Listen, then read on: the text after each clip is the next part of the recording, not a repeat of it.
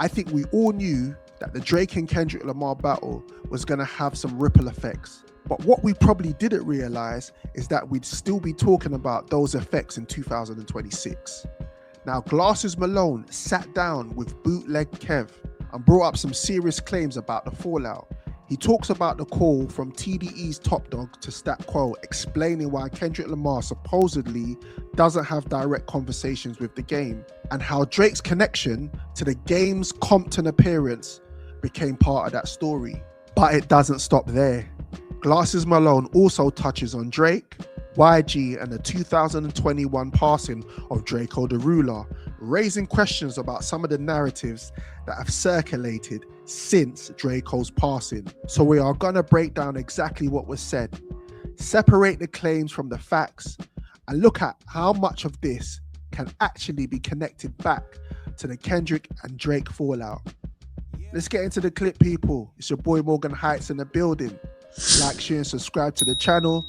Hit the hype button if you're watching on your tablet or mobile phone.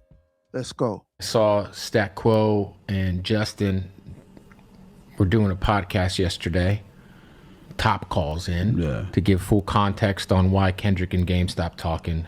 Had to do with the 100 video shoot, which is 12, 13 years ago now at this point, 10 years ago. Kendrick not loving the fact that Drake was in Compton and had subliminal bars for Kendrick on that record. I think it's a shame because, you know, they got Game and Kendrick have such deep history, and I don't know. I'm still really surprised, and I don't know exactly what the fuck Chuck was thinking. Like, you can't let this nigga diss Game. You can't let this nigga diss Dot in Compton. Right. You really ain't supposed to be on no record with this nigga dissing him.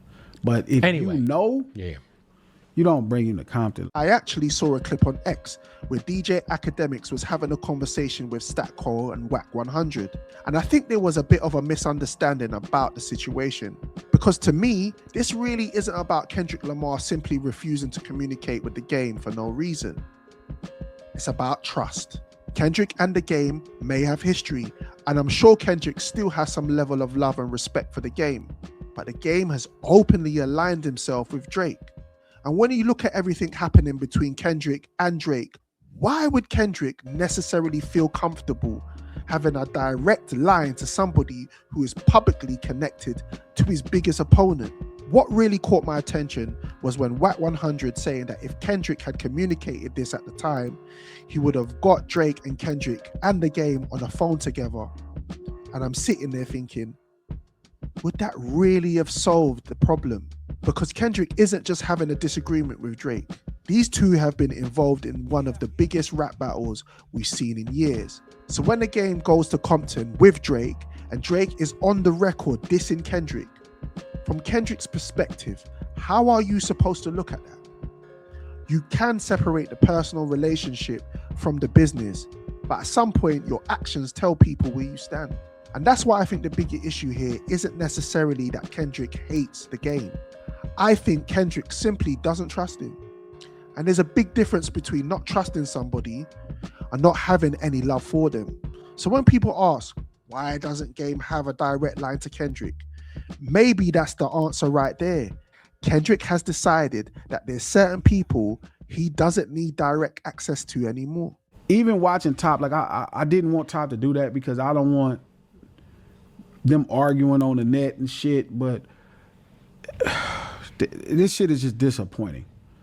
And it's frustrating. You know what I mean? It's frustrating because everybody is looking. Hip hop is such a we thing. You know what I mean? It's a us thing. Right. And whenever there's cracks in us, it's just fucking ridiculous.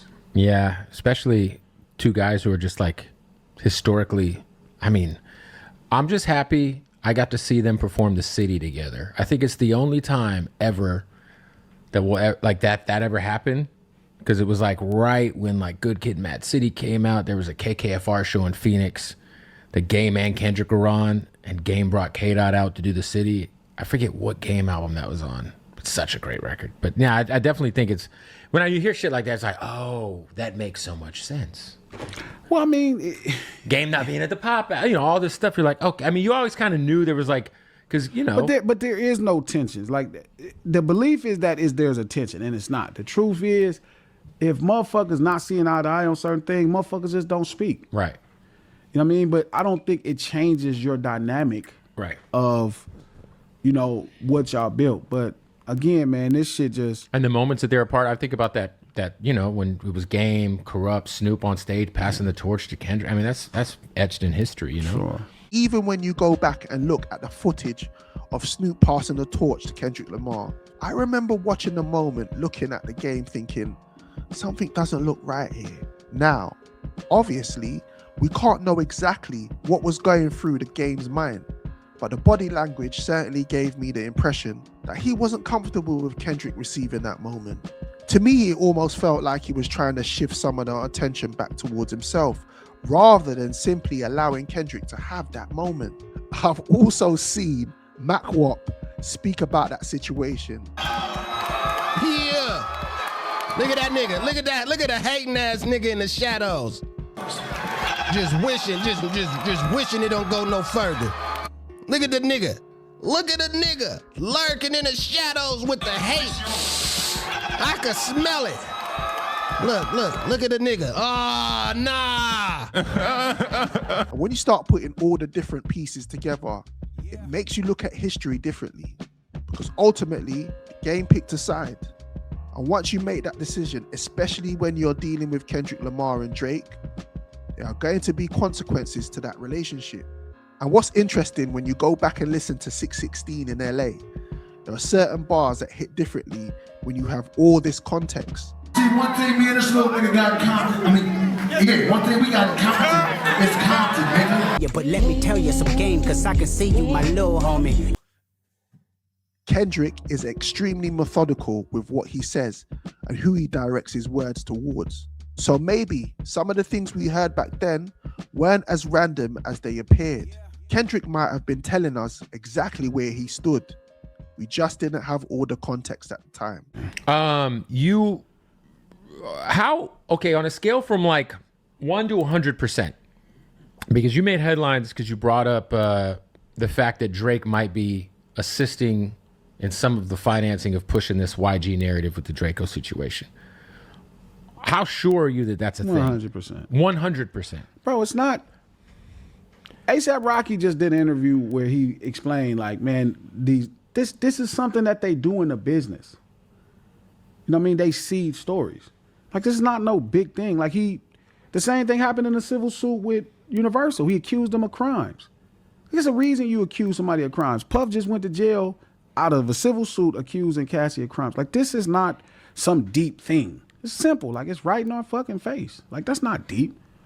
The fact that everybody made it like that was some, oh my God, I could not be like, bro, he's fucking upset. Of course he is. But my problem is, bro, your hounds are doing some shit that could cost a nigga. I don't give a fuck how mad you is at no pussy ass fucking battle. Right.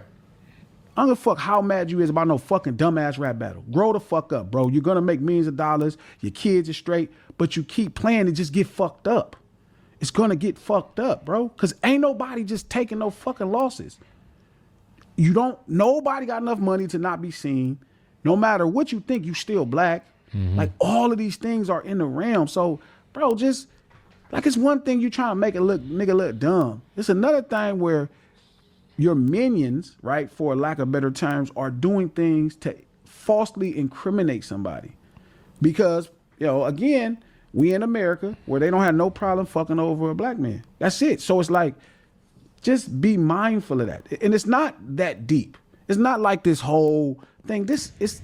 Everybody's talking about the same exact thing. Yeah. Now, this is where the conversation gets really serious, because Glasses Malone is bringing up claims surrounding Drake, YG, and the death of Drakeo the Ruler. And I want to be clear here. These are allegations being discussed, not established facts. So I'm not going to sit here and present them as proven. But if there is any truth to the suggestion that Drake played a role in trying to implicate YG in connection with Drakeo's death, then that's a completely different level of conversation. That's not rap beef anymore. That's something much more serious. I don't wish anything bad on anybody, but I do believe in cause and effect. What you put out in the world eventually comes back around in one way or another. And what makes me question the whole situation is this. Why are we still talking about the battle? This was supposed to be a rap battle. People went to the pop out and celebrated with Kendrick. That's what happens when an artist wins a battle. The culture picks a side, people celebrate, and then eventually you move on. But it feels like the Drake and Kendrick conversation continues to surface.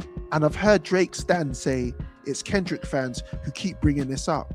I don't completely agree with that, because Drake has continued to address the aftermath, the narrative surrounding the battle, and what happened afterwards as well. At some point, you've got to ask, why are we still here? For me, that's what makes some of these conversations uncomfortable. A rap battle should be entertainment, competition, and bars.